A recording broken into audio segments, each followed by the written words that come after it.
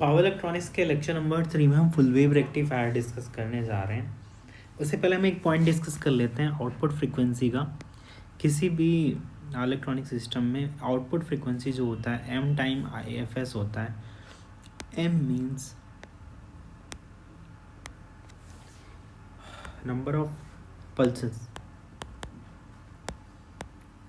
तो एम की वैल्यू 1 हो सकती है फॉर हाफ वेव, एम की वैल्यू 2 होती है फुल वेव रेक्टिफायर,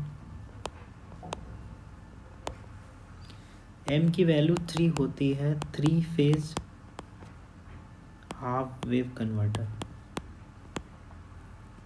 एम की वैल्यू 6 होती है 3 फेज फुल वेव कन्वर्टर। तो यहाँ से हम आउटपुट फ्रीक्वेंसी जनरेट निकाल सकते हैं। अब हम single phase full wave rectifier की ओर बढ़ते हैं। मॉडल नंबर 1 जो हम डिस्कस करने वाले हैं, single phase full wave converter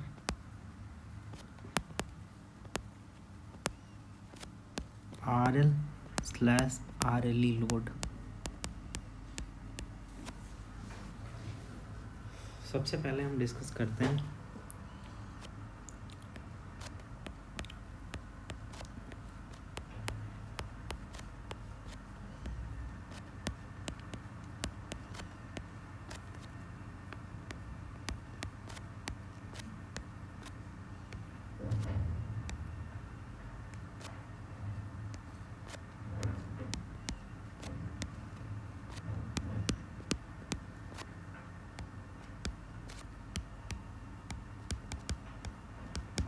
ठीक है।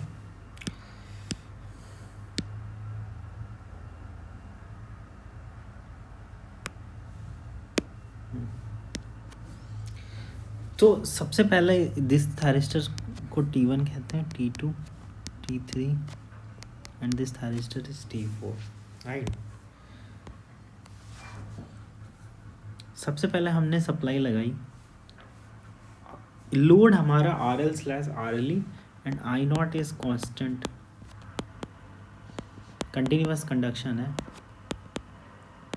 कंटिन्यूअस कंडक्शन का मतलब लोड करंट जो है I0 के बराबर है, that is constant value. Graph draw, this is Vm sin omega t and this is minus Vm sin omega t. This is input supply, right?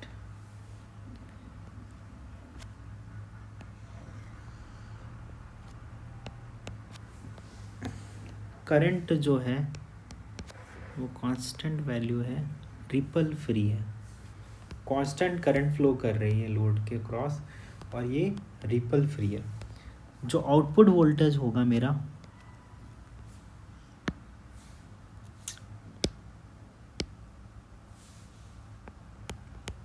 Output voltage होगा, suppose alpha is the firing angle. तो जैसे ही हम positive supply लगाएंगे, alpha से fire करेंगे, तो positive negative this T1 T2 two thyristor gate fired and again this is inductor. Inductor क्या करेगा, not resistor load, so T1 T2 off नहीं होगा जब तक उसके अक्रॉस करंट जीरो नहीं हो। उसके अक्रॉस करंट जीरो होगी पाई प्लस अल्फा पे, तो कुछ इस तरह से कर्व बनेगा।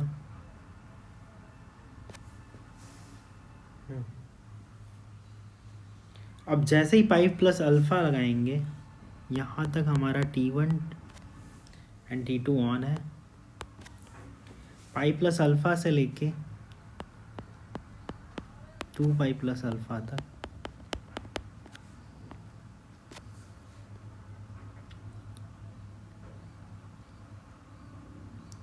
T2 T3 और T4 डायोड थायरिस्टर ऑन है, थायरिस्टर ऑन। ये तो वेवफॉर्म हो गया। अगर हमें आउटपुट एवरेज चाहिए तो आउटपुट एवरेज होगा अल्फ़ा से लेके पाई प्लस अल्फ़ा 1/पाई, because time period is pi, Vm sine omega t d omega t. Integration को सॉल्व करते हैं, 2Vm/पाई कॉस अल्फा, ये आउटपुट एवरेज की वैल्यू आएगी। थायरिस्टर करंट अगर हमें देखना है, थायरिस्टर ऑन कहाँ तक हो रहा है, अल्फ़ा से पाई प्लस अल्फ़ा तक T1 थायरिस्टर ऑन हो रहा है, T2 थायरिस्टर ऑन हो रहा है। देन नेक्स्ट कब ऑन होगा, 2 पाई प्लस अल्फ़ा से लेके 3 पाई प्लस अल्फ़ा तक, 3 पाई प्लस अल्फ़ा तक T2 थायरिस्टर ऑन होगा। यानी कि जो टाइम पीरियड है ऑन होने का वो 2 पाई है। तो हम थायरिस्टर करंट निकाल लेते हैं। थायरिस्टर करंट की average value IT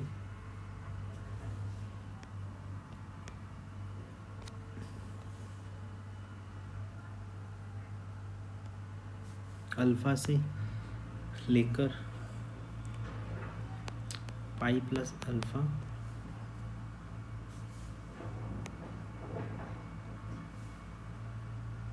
then 2 pi plus alpha से लेके, this is T1 thyristor gate on, T1 thyristor gate on and this is I naught. तो IT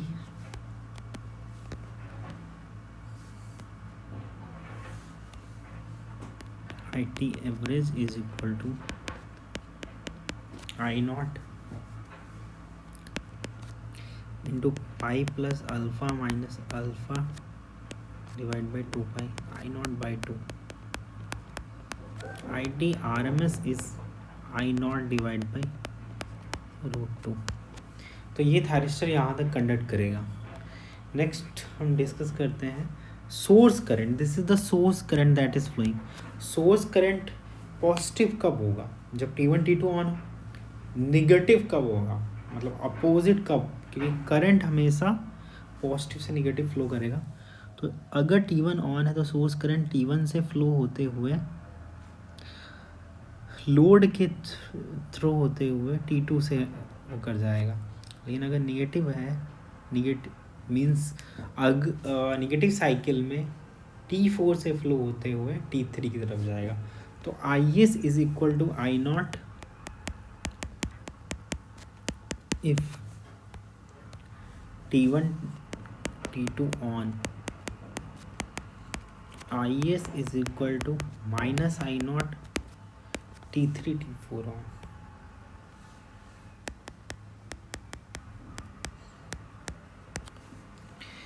तो सोर्स करंट का जो कर्व बनेगा वो कुछ इस तरह से बनेगा। T1 T2 मेरा ऑन है अल्फ़ा से लेके पाई प्लस अल्फ़ा,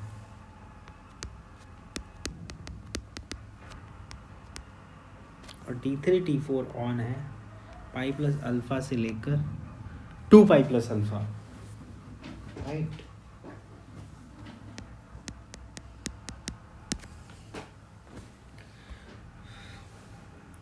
ठीक है, और ये वैल्यू I नॉट है। IS की जो RMS वैल्यू होगी I not pi plus alpha minus alpha 2 pi by 2, IS RMS आ जाएगा I नॉट। तो ये कुछ पॉइंट्स थे। आउटपुट एवरेज की वैल्यू, अगर RL लोड है, आउटपुट एवरेज हम लिखेंगे I नॉट इंटू R। अगर RL ही लोड है, आउटपुट एवरेज आएगा I naught into R plus E। ये इम्पॉर्टेंट फॉर्मूले हैं जो आपको रिमेंबर रखने हैं, ये भी इम्पॉर्टेंट पॉइंट है।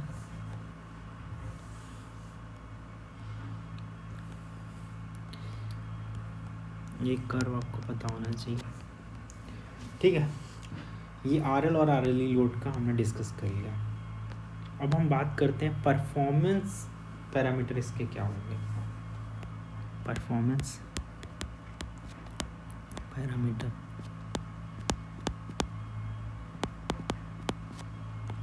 हमने आउटपुट एवरेज डिस्कस किया, इसका क्या आया 2Vm/π इंटू कॉस अल्फ़ा। अब ये अल्फ़ा की वैल्यू वेरी कर सकती है। अल्फ़ा अगर लेस देन 90 है देन रेक्टिफायर मोड है। रेक्टिफायर मोड का मतलब है इस केस में आउटपुट एवरेज मेरा पॉजिटिव होगा कि कॉस अल्फ़ा 0 से 90 के बीच में पॉजिटिव होता है। अगर अल्फ़ा ग्रेटर देन 90 है इन्वर्टिंग मोड है। इसका मतलब ये है कि सपोज एक फुल वेव रेक्टिफायर है और RLE लोड है, तो इस केस में अगर अल्फ़ा लेस देन 90 है तो ये रेक्टिफायर सप्लाई करेगा इस लोड को। लेकिन अगर अल्फ़ा ग्रेटर देन 90 है तो करंट की पोलैरिटी अपोजिट कर लो,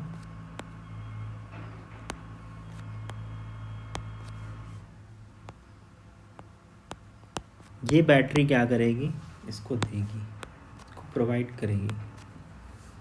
मतलब opposite mode of operation perform होगा।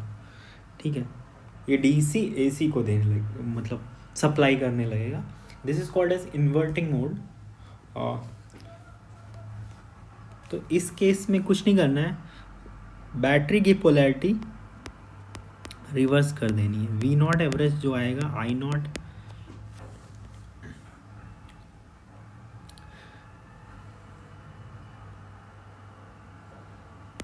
I0 into R plus E, simply यही V0 एवरेज होता है। बैटरी अपोजिट हो जाएगा तो E की जगह -E अपने आप हो जाएगा।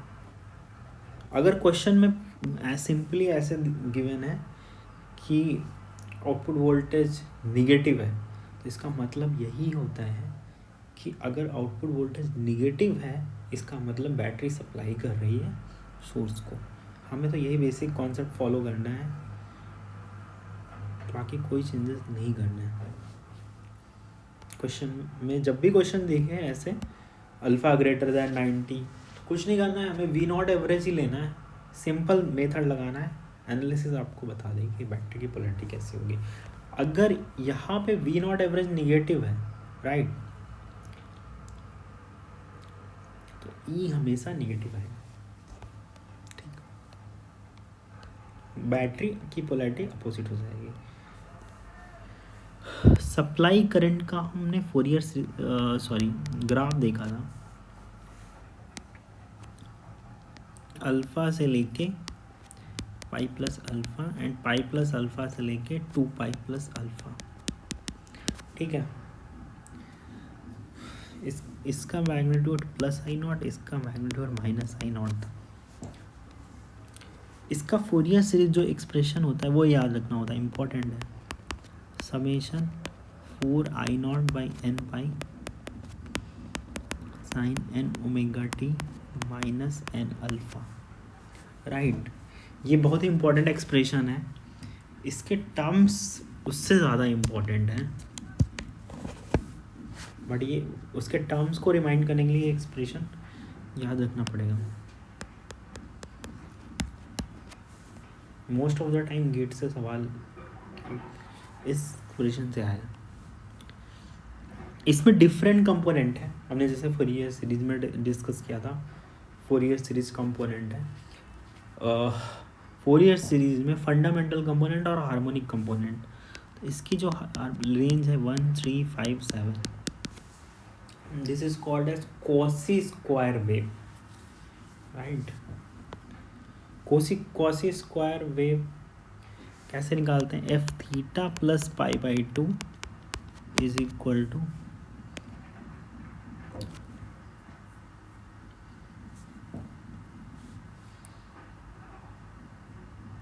एफ थीटा माइनस पाई/2। इस तरह से कॉसी वेव स्क्वायर वेव भी है, हिडन हाफ सिमेट्री भी है। हिडन हाफ सिमेट्री कैसे निकालते हैं? एफ टी बराबर minus F T plus minus T not by 2, ये दोनों। और सिग्नल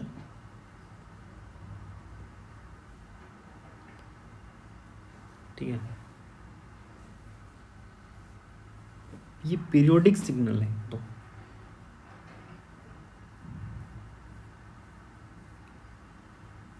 ठीक है, तो ये इंपॉर्टेंट पॉइंट्स थे जो मुझे डिस्कस करने थे। और चीज़ें हम डिस्कस करते हैं इस फोरियर सीरीज को देख के। और क्या पता चलता है कि ये फोरियर सीरीज, ये जो सीरीज होगी, सप्लाई वेव की जो सीरीज होगी, ये एक पीरियोडिक सिग्नल है। अब ये इवन सिग्नल हो सकता है कि ऑड, क्योंकि हमने साइन टर्म लिखा है। साइन टर्म का मतलब होता है, हमने फोरियर सीरीज कंपोनेंट देखा था, n cos omega naught t plus, तो n is equal to c n plus c minus n and b n is equal to j c n minus c minus n. Since n zero है, यानी कि ये signal odd symmetric है।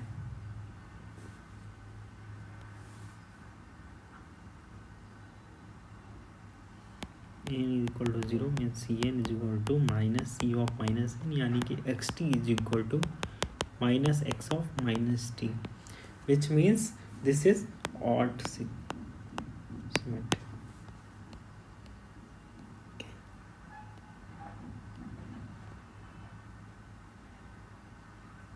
ठीक है, अब इस फोरियर सीरीज एक्सप्रेशन जो हमने देखा है, summation 4i0 by n pi sine N omega T minus n alpha, this is I S N T.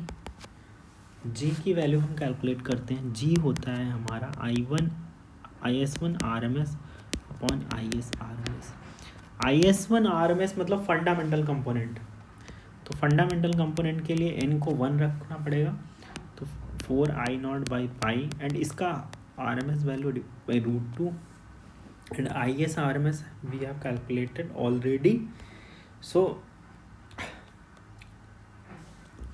if you look, IS RMS is equal to I0 divided by I0, so this comes out to be 4 by pi √2, and TSD आप निकाल लोगे under root 1 by g square minus 1. This is the TSD, total harmonic dissonance, and this TSD should be less than or equal to 3. Okay, ठीक है। अब हम बात करते हैं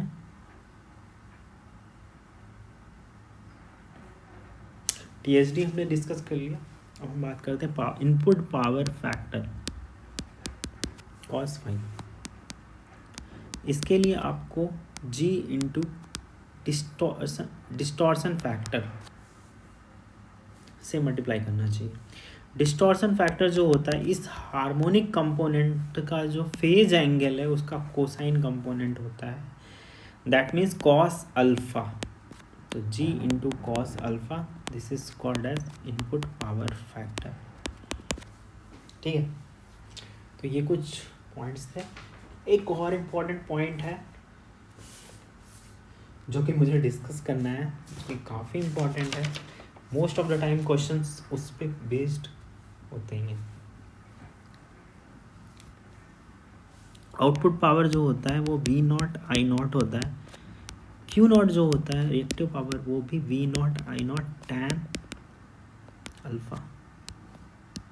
तो ये एक इम्पॉर्टेंट पॉइंट था जो मेरे को डिस्कस करना था। RL,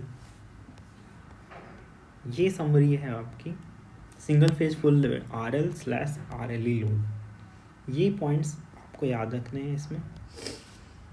most of the time Fourier series expression पे क्वेश्चन आता है, फोरियर सीरीज एक्सप्रेशन पे क्वेश्चन आता है जिससे आप इजीली कर सकते हो।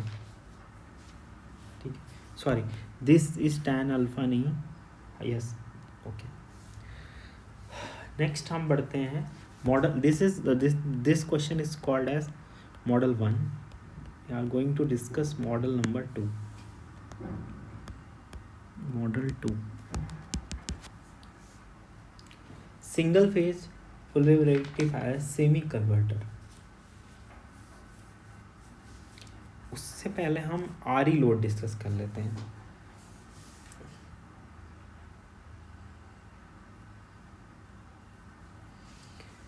ओके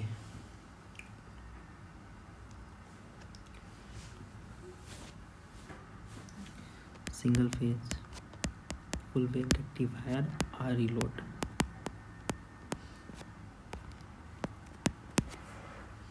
आरई लोड ज़रा टफ नहीं है, बहुत इजी है। इसके बाद हम सेमी कन्वर्टर मॉडल 3 में डिस्कस करेंगे।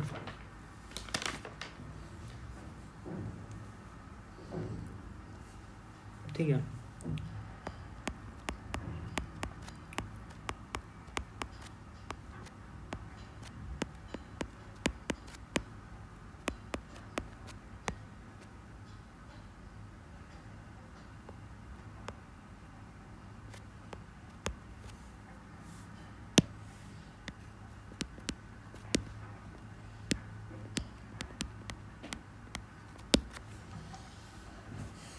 आरई लोड डिस्कस करते हैं T1 T2 T3 T4। आरई लोड में जो θ1 होता है that is minimum firing angle, कई बार इसको बोल देते हैं, क्योंकि for sine inverse E by PM। θ2 जो होता है y माइनस θ1 वो हमने पहले ही डिस्कस कर लिया है।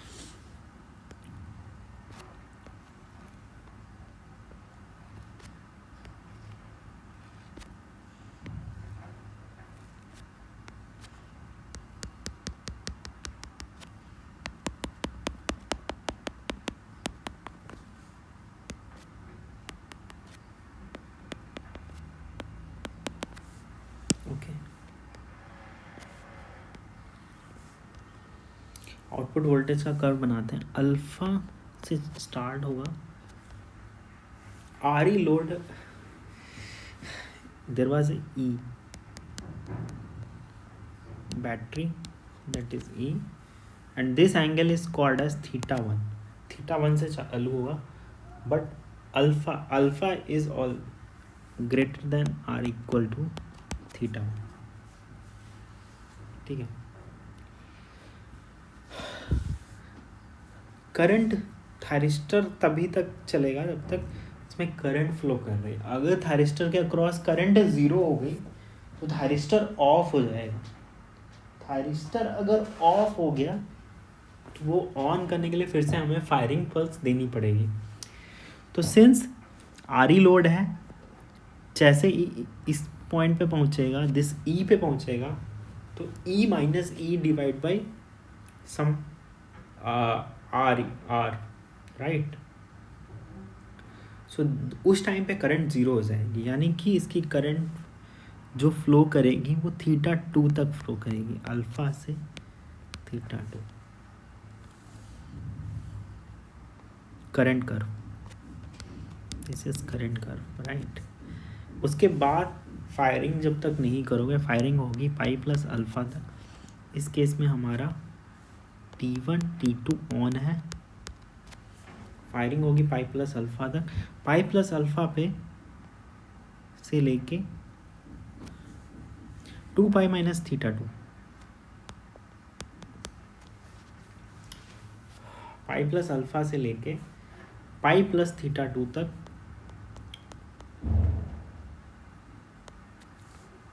ऑन रहेगा राइट।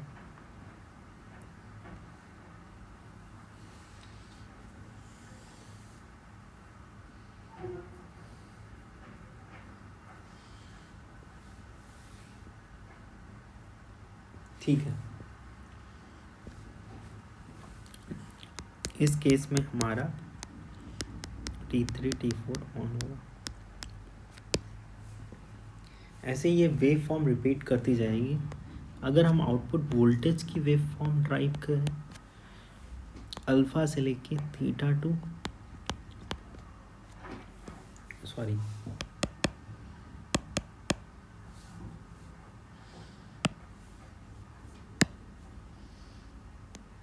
अल्फा से लेके थीटा टू, जैसे ही करंट जीरो होगी आउटपुट वोल्टेज ई के बराबर आ जाएगा। ई रहेगा हमारा पाई प्लस अल्फा तक। उसके बाद फिर से V M sine omega T minus V M sine omega T, फिर से पाई प्लस थीटा टू के बाद ई। तो this is the output voltage curve, same repeating. So output average comes out to be 1/पाई alpha से theta two v M sine omega t d omega t theta two pi plus alpha E d omega t, and this is the expression of output voltage। and same output average current क्या आएगी,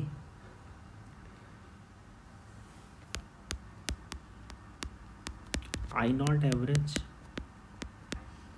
into R plus E। तो यहाँ से I naught average निकाल लोगे।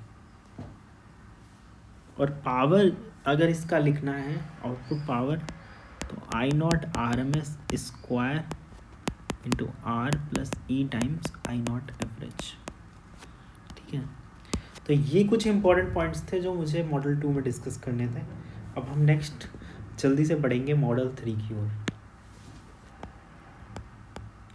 Model 3 right,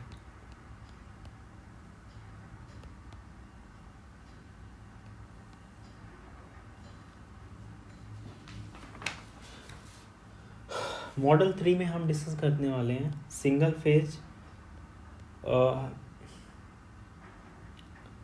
discuss करने वाले हैं single phase semi converter, single phase full wave semi converter.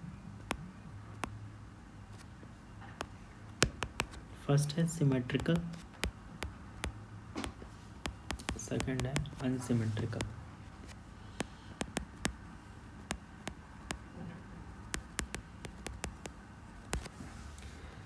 अगर हमें सिमेट्रिकल वाला डिस्कस करना है,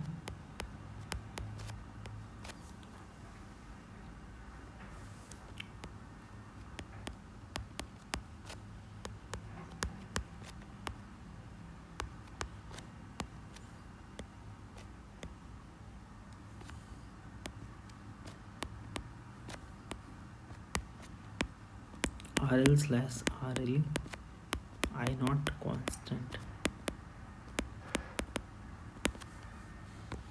अनसिमेट्रिकल वाला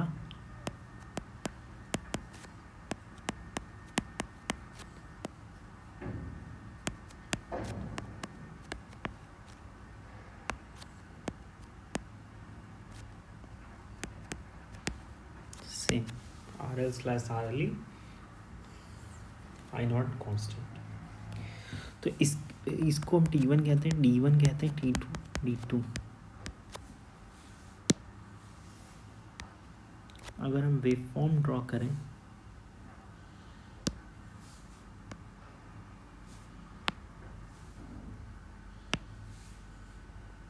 this is Vm sin omega T,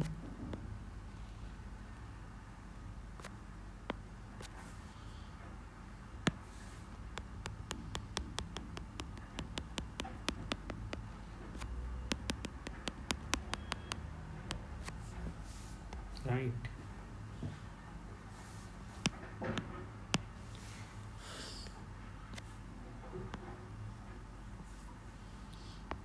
alpha पे क्या होगा,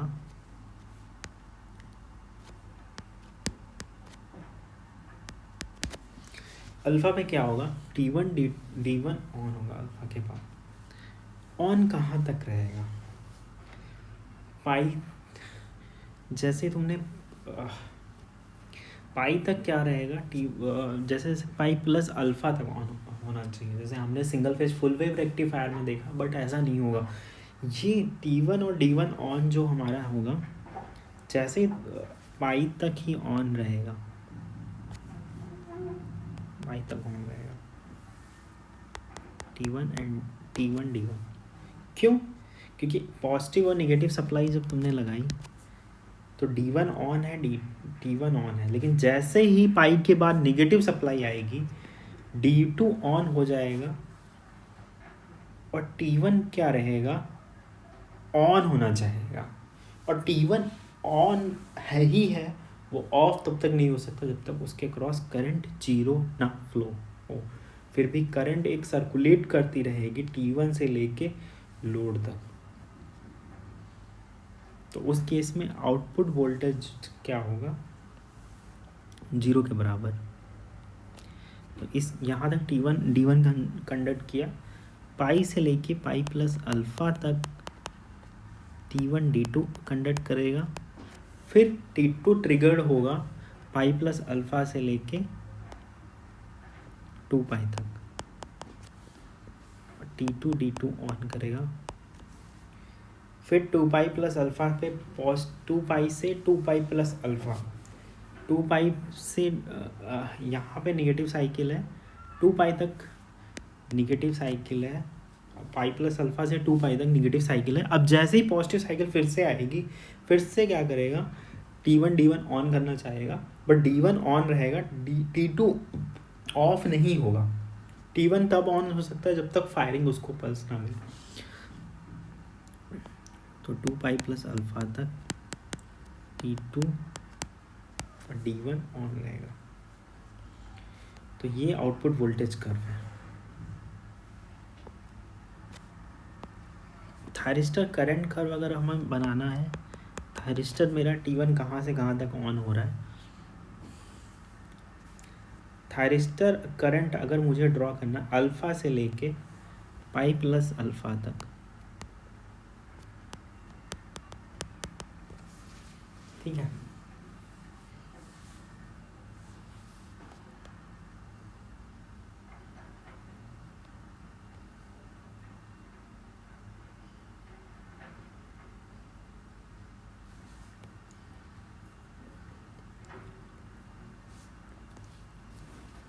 ठीक है, अल्फ़ा से लेके पाई प्लस अल्फ़ा तक थायरिस्टर ऑन हो रहा है, T1 थायरिस्टर ऑन रहेगा तब तक।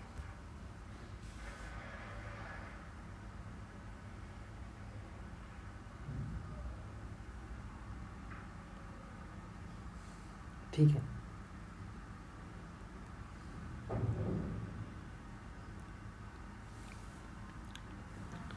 तो नेक्स्ट कब ऑन होगा,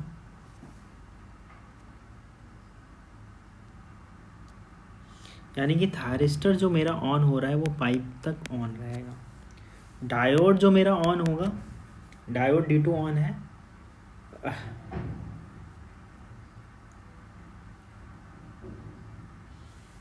पाई माइनस अल्फ़ा तक।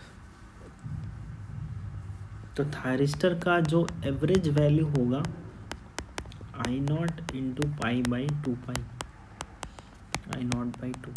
डायोड का जो एवरेज वैल्यू होगा I0 pi minus alpha by 2 पाई।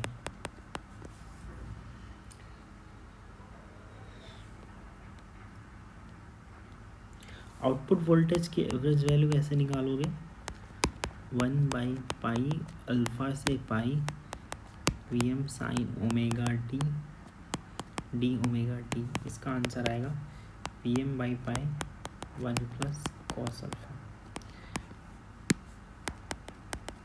ठीक है, तो ये कुछ इम्पोर्टेंट पॉइंट्स थे। ठीक है,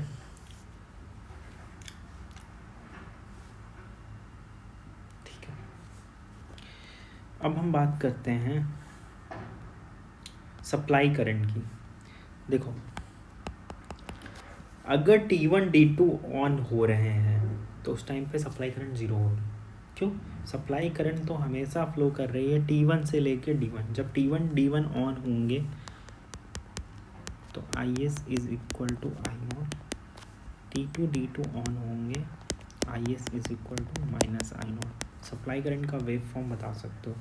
T1 D1 अल्फ़ा से पाई तक ऑन है,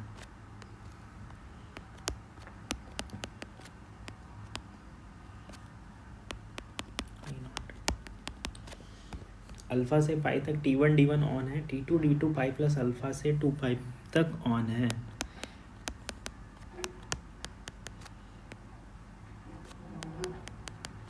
तो ये सप्लाई करंट बनेगी। अब सप्लाई करंट की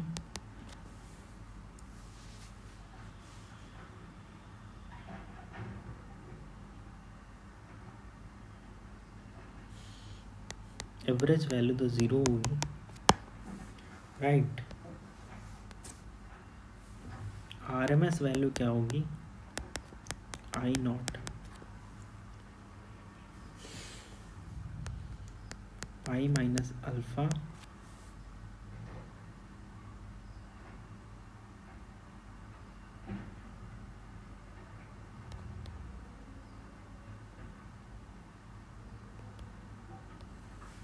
अपॉन पाई का रूट। This is the average value.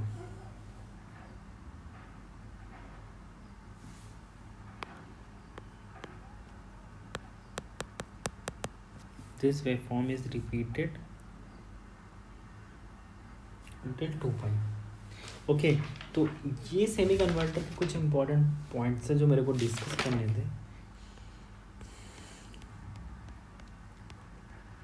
तो ये फॉर्मूला आपको याद रखना है, remember, most of the time इससे क्वेश्चन पूछे जाते हैं।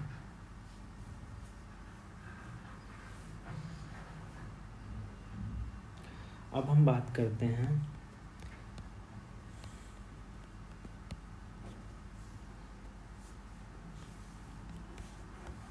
हार्मोनिक ऑफ सप्लाई करंट की question. I S N T को हम लिखते हैं 4I0 IN pi sine N omega T minus N alpha by 2 cos N alpha by 2। ठीक है, एन की वैल्यू जो मेरी वेरी करती 135। जी जो लिखते हैं हम वो I1 RMS IS RMS। I1 RMS क्या है, 4I0 by pi cos alpha by 2 by root 2। IS RMS तो हमें पता है I0 under root pi minus alpha by pi. यहाँ से हम G कैलकुलेट कर सकते हैं। पावर आउटपुट अगर कंटिन्यूस कंडक्शन है तो V0 I0, Q0 आएगा V0 I0 tan alpha by 2। ये सारे पॉइंट्स आपको रिमेंबर रखने हैं। अब हम एक कंपैरिजन टेबल बनाते हैं सिंगल फेज सेमी कन्वर्टर, या कभी कभी इसको हाफ कन्वर्टर भी बोलते हैं। Single phase full wave half converter, single phase symmetrical configuration, unsymmetrical configuration. Output average VM by pi N plus cos alpha same, right. बाकी हार्मोनिक सेम रहेगा।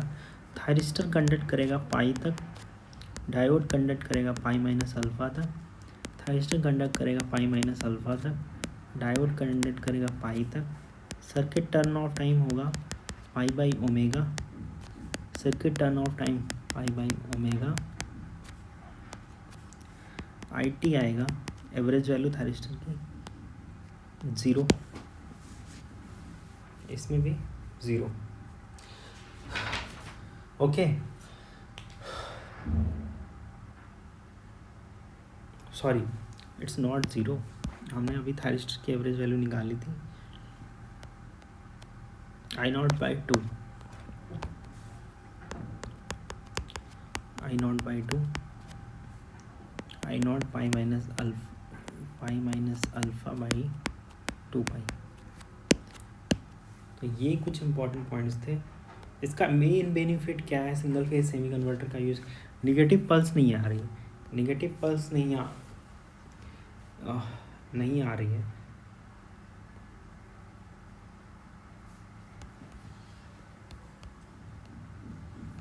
Negative pulse या निगेटिव रिपल्स इन voltage generate नहीं हो रहा है, जिसके कारण distortion कम हो रहा है।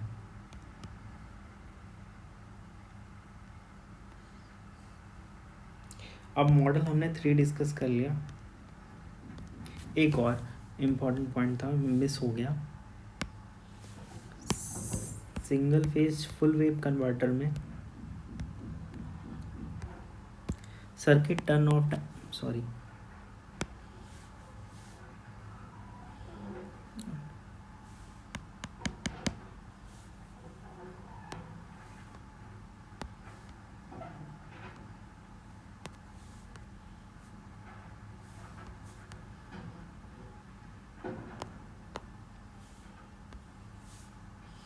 Single phase full wave converter में सर्किट टर्न ऑफ टाइम का फॉर्मूला याद रखना।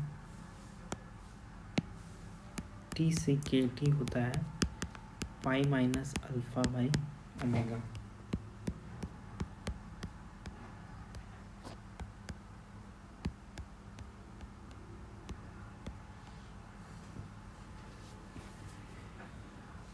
नेक्स्ट मॉडल नंबर 3 हमने डिस्कस कर लिया। अब हम मॉडल नंबर 4 की ओर पढ़ते हैं।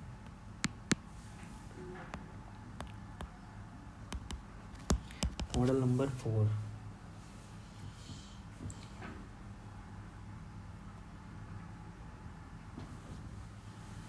मॉडल नंबर 4 सिंपल सा है,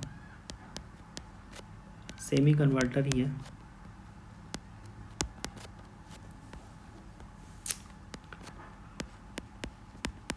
बस हमने क्या किया है, फ्री व्हीलिंग डायोड लगा दिया। इसमें क्या आपको याद रखना है, RL/RL continuous. V naught average का फॉर्मूला सेम है, दैट इज VM/पाई 1 plus cos alpha. Circuit turn off time pi by omega, and thyristor conduct करेगा 2 अल्फा तक। तो आई जो सॉरी डायोड कंडक्ट करेगा 2 अल्फा तक, तो आई डायोड की जो एवरेज वैल्यू होगी I0 2 alpha by 2 pi, right. तो ये कुछ मॉडल नंबर 4 हो गया डिस्कशन। अब मॉडल 5 पे आते हैं। मॉडल 5 टोटल हमारे पास 6 मॉडल है। 6 मॉडल हमें डिस्कस करने हैं।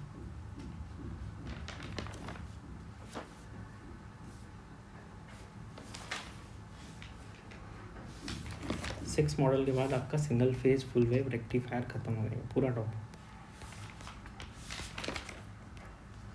जो 5th मॉडल है वो एक इम्पॉर्टेंट पॉइंट्स भी है और एक कॉन्सेप्ट भी है जो आपको याद रखना है, ठीक है।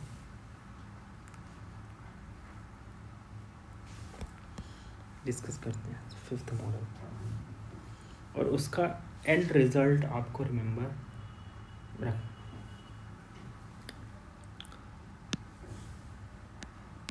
This is thyristor, sorry, this is not thyristor, this is diode, these are diode,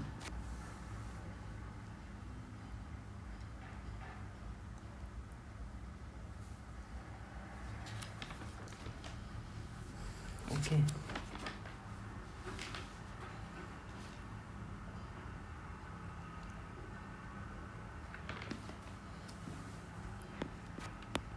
These are diode।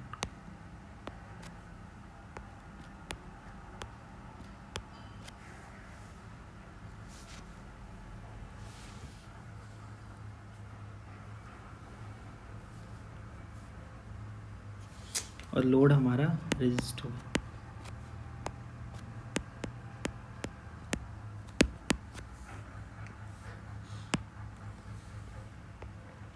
Waveform analysis he important है।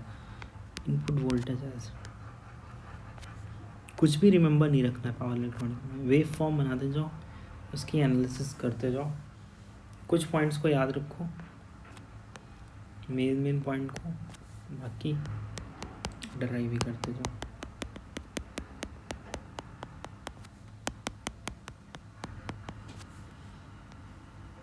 Suppose this is T1, this diode is D1, D2, D3.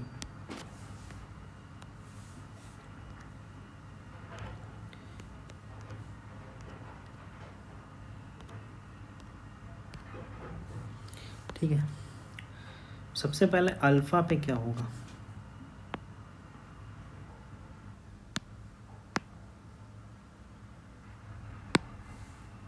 Alpha पे क्या होगा?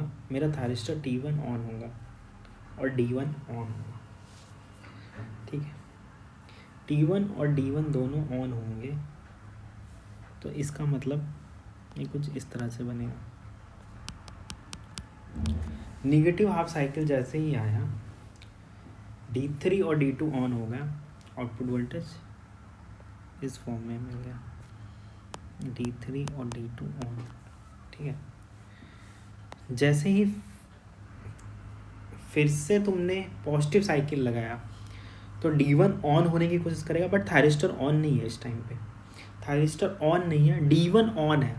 ध्यान सुनो, D1 on है, thyristor on नहीं। Thyristor on करने के लिए हमें ट्रिगरिंग चाहिए, बट D2 क्या ऑफ होगा? D2 ऑफ नहीं होगा, क्योंकि लोड करंट, सपोज ये कोई भी लोड हो सकता है, RL लोड भी हो सकता है, RL भी हो सकता है। चलो हम सिंपल इसको RL लोड की ओर डिस्कस करते हैं। क्या D3 और D2 ऑन होगा? राइट, जैसे ही तुमने नेगेटिव साइकिल लगाई D3 और D2 ऑन होगा, लेकिन जैसे ही तुमने फिर से पॉजिटिव सप्लाई लगाई D1 ऑन है, लोड करंट कांस्टेंट है, इसके कारण D2 को भी ऑन होना पड़ेगा। ठीक है, तो अगर D2 ऑन होगा, D1 D2 ऑन होंगे, D1 D2 अगर ऑन होंगे